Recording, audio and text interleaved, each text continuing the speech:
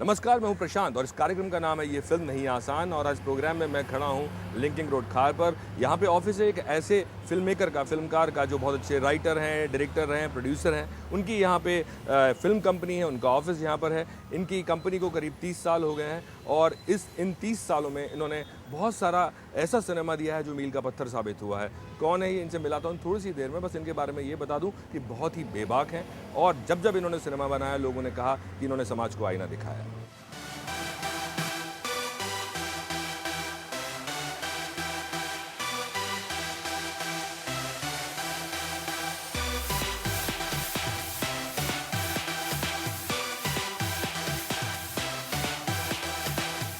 कैसे सर?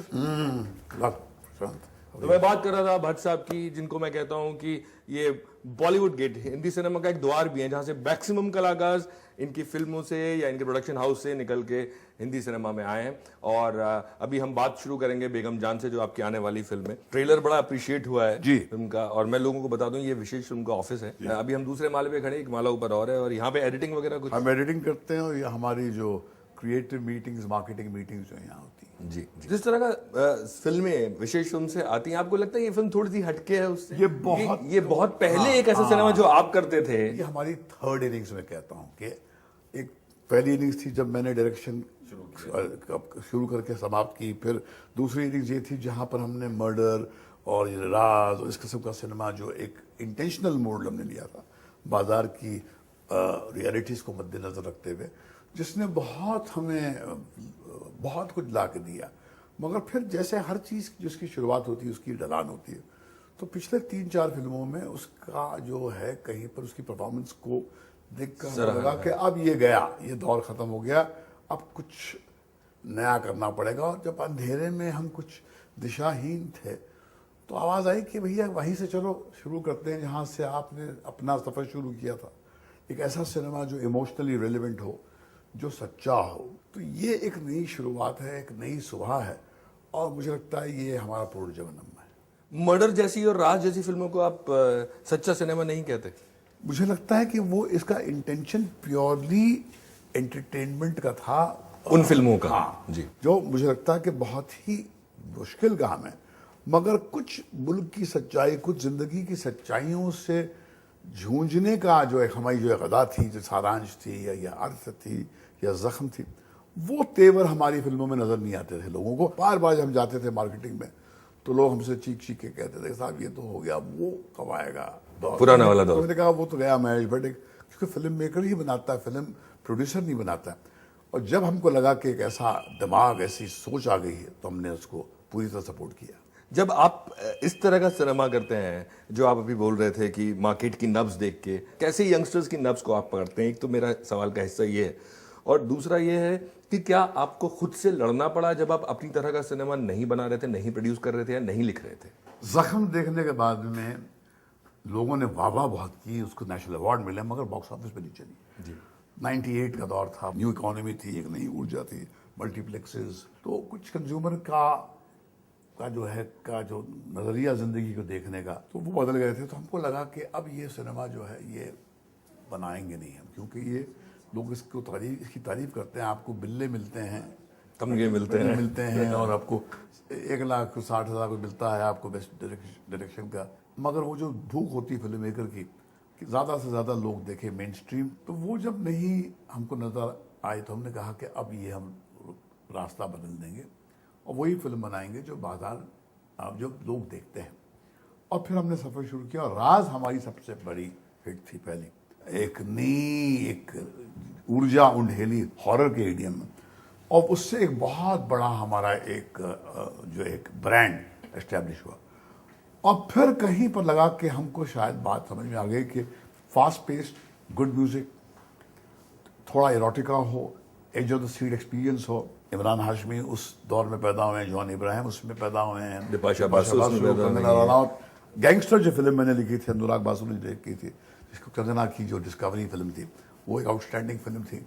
अनुपम खेर, आशुतोष राणा, मनोज बाजपेयी, ये सब वो नाम हैं, आधे नाम आपने लिए, और भी बहुत सारे नाम हैं जो इसी छत्र छाया से निकले। हाँ हम सौभाग्य हमारा था। राज जब ये कामयाब लोगों को देखता हूँ मैं, बड़ा बड़ा सुकून मिलता है।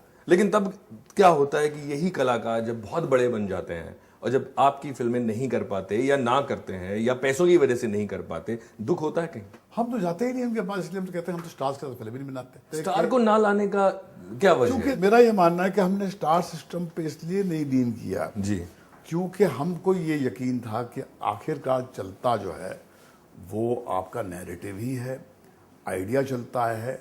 कितना भी पैसा खर्च कर लें, बहुत कितने बड़े स्टार ले लें, अगर आपकी कहानी के डीएनए में ही वो बात नहीं है जो ऑडियंस को आकर्षित करे, तो वो फिल्म चल नहीं सकती। कहीं ये भी एक वजह है कि स्टार के साथ बहुत सारा बैगेज आता है, राइट फ्रॉम बजट टू जो स्टार टेंट्रम्स कहें या और आजू बाजू की चीजें आती हैं। ये भी एक वजह है क्योंकि आपने सिनेमा देखा, दुनिया देखी और अब उस सब पे आप नहीं पढ़ना चाहते। शायद ये लोगों को समझ में कम आता है कि it is cheaper to make star than to buy stars.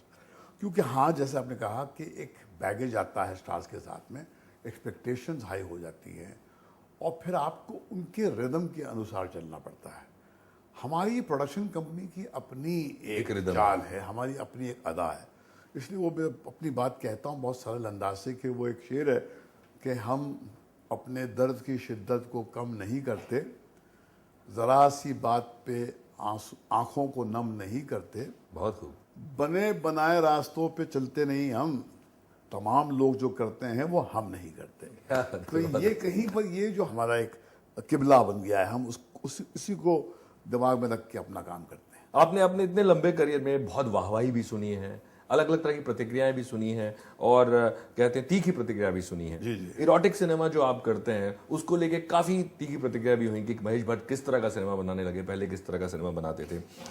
वहां पे कभी आपको खुद आईने के सामने खड़े होने की जरूरत हुई कि क्या लोग कह रहे हैं सच है, या आपको कहीं कोई मन में इस तरह की तकलीफ? मुझे लगा जो कह रहे हैं वो भी खुद कन्विंस्ड नहीं है, क्योंकि अगर वो कन्विंस्ड होते तो बॉक्स ऑफिस के जो आंकड़े हैं, जिस किस्म के सिनेमा को उन्होंने क्रिटिसाइज किया, वो तो कुछ और चीख चीख के कहते हैं। जिसम टू मेरी बेटी की पिक्चर है जिसमें सनी लियोनी थी, उसका पहले दिन का बिजनेस 8.5 करोड़ है और 45 करोड़ का बिजनेस किया उसने 6 करोड़ की पिक्चर ने। तो ये लोगों ने जो फिल्म देखी है वो अच्छा, सिग्निफिकेंट, मीनिंगफुल सिनेमा जो हमने बनाया, जख्म का जो मैंने जी एग्जाम्पल दिया, वो भैया उसमें अजय देवगन, हमको नेशनल अवार्ड जरूर मिला, मगर देखी नहीं फिल्म आपने। सारांश बॉक्स ऑफिस पे कामयाब नहीं है। हाँ, उससे आपको अमर बना दिया जाता है कि 35 साल बाद भी सारांश का जिक्र करो तो लोग खड़े होकर सलाम करते हैं, आपको अर्थ हो। मगर रुपया जो है, पैसा जो है, वो जो सिनेमा आपको एंटरटेन करता है उसी में आपको प्राप्त होता है। और मेन स्ट्रीम सिनेमा का एक ही भगवान है, बॉक्स ऑफिस। जो बॉक्स ऑफिस में चलती है फिल्म, वही फिल्म को वो छुप के सलाम करते हैं और फिर कहते हैं आइए और ऐसी फिल्में बनाइए, और पैसे ले जाइए और फिल्म बनाइए। हम लोग एक लेंगे छोटा सा ब्रेक, लेकिन मैं आपको ये भी बता दूं कि विशेष फिल्म को 30 साल पूरे होने वाले हैं। जी, 2 अप्रैल को। 2 अप्रैल को। अभी पूरे सफर की बातें यहाँ खत्म नहीं है, जो कि मैं ब्रेक के बाद बातें करूंगा। तो बस वापस आते हैं थोड़ी सी देर में।